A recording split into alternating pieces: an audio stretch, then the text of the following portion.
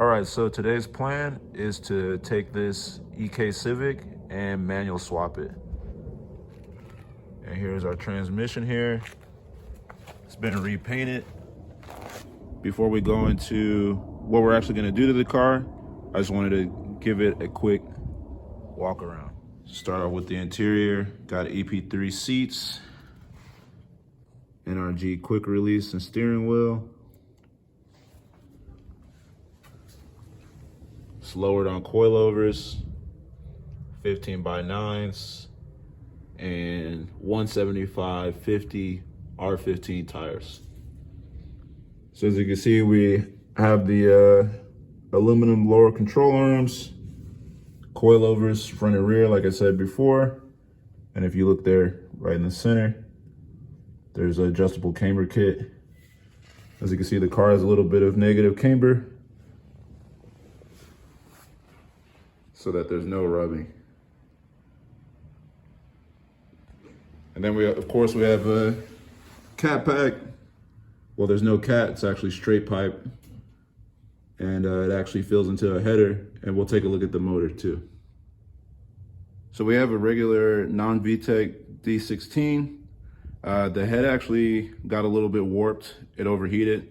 So when it overheated, we got a new block, not a new block, but a new head, repainted the valve cover, replaced the stock exhaust manifold, which was actually cracked, with headers. We got a short ram intake, and then we have silicone hoses that feed into an aluminum radiator. And you can't really see it, but since this car is still automatic, at least for today, it actually has its own, the transmission has its own transmission cooler. So as you guys can see, the whole front end's been replaced, new lights, fog light setup. Interesting thing about the fog light setup is for this model year, the wiring harness actually already has the plugs for the fog lights. You just got to cut into the bumper and install them, and it's plug and play. New bumper, new grille, new lid.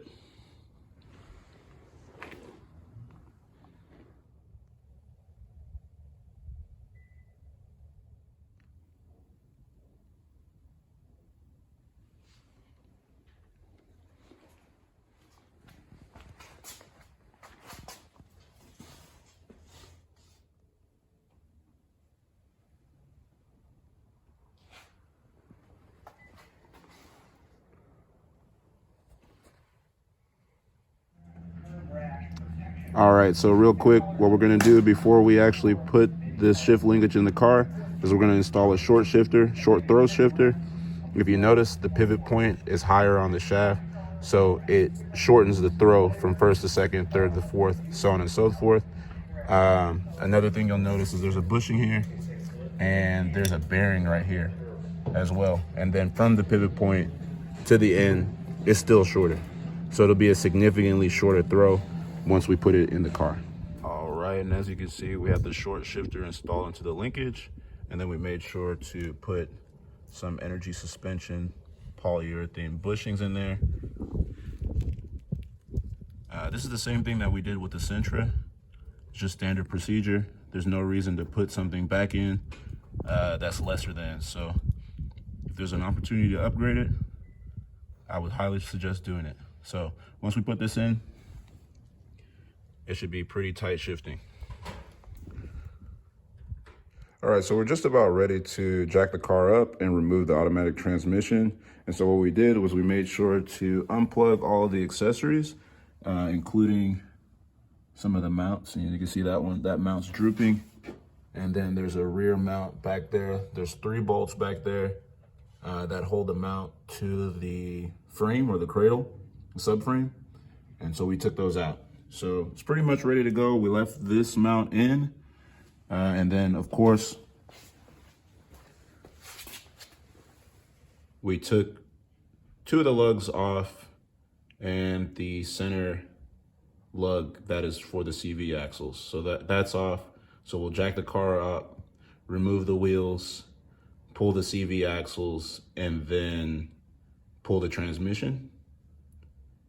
Replace the torque converter with the clutch and flywheel assembly, and then put the manual transmission in. Okay, so before you take the CV axles out, this is the last thing that needs to be taken out before you drop the transmission. You need to disconnect the suspension. So took the upper control arm off and undid the brake line. So when we drop this all the way, it'll have some give, some space. And then also took the bottom portion of the coilover completely off so that we have plenty of room in there to take the CV axle out.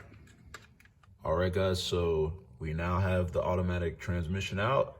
We're gonna take that plate off so that we can put the flywheel and the clutch on, and then we'll bolt the manual transmission on. Oh, this is the auto trans. It's a lot bigger than the manual transmission, as you can see right here. And of course, this one looks a lot better. My dad went ahead and painted it, cleared it. But should lose weight just by changing it to manual.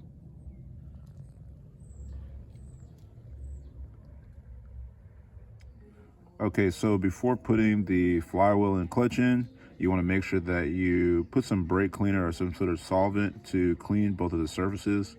They usually or typically have a little bit of grease or oil on them to prevent rust. So you want to make sure that you do that, or else you will risk having a slipping clutch. You'll also need to press this in. This bearing, this is a pilot bearing. Do not bolt on the flywheel and try to install it on the engine. It's just not gonna work out for you. And this is the press kit that we use. And the flywheel is on.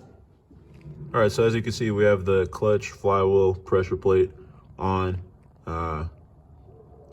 Only problem is that I actually ended up using this as leverage to hold the flywheel on when we were bolting it on. So we'll have to do some massaging with that, get it shaped properly before we put the transmission on.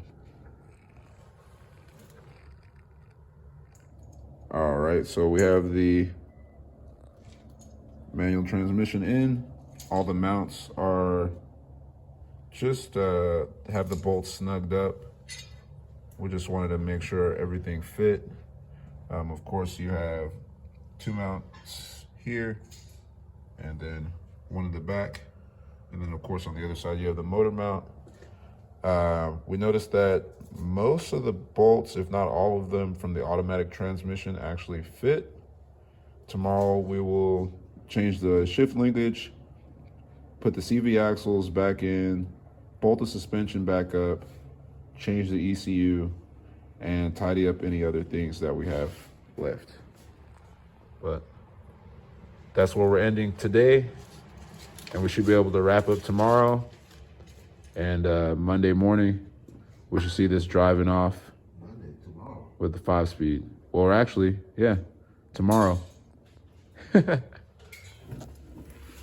All right, so the shift linkage is hooked up, and there are a couple of fabrications or modifications that you have to do. There was a bulging piece of metal that was here. That's actually where the automatic transmission cable guide is. We cut that out with an angle grinder. Some people suggest, if you can see, there's still some evidence of some rivets there, that they suggest drilling those out.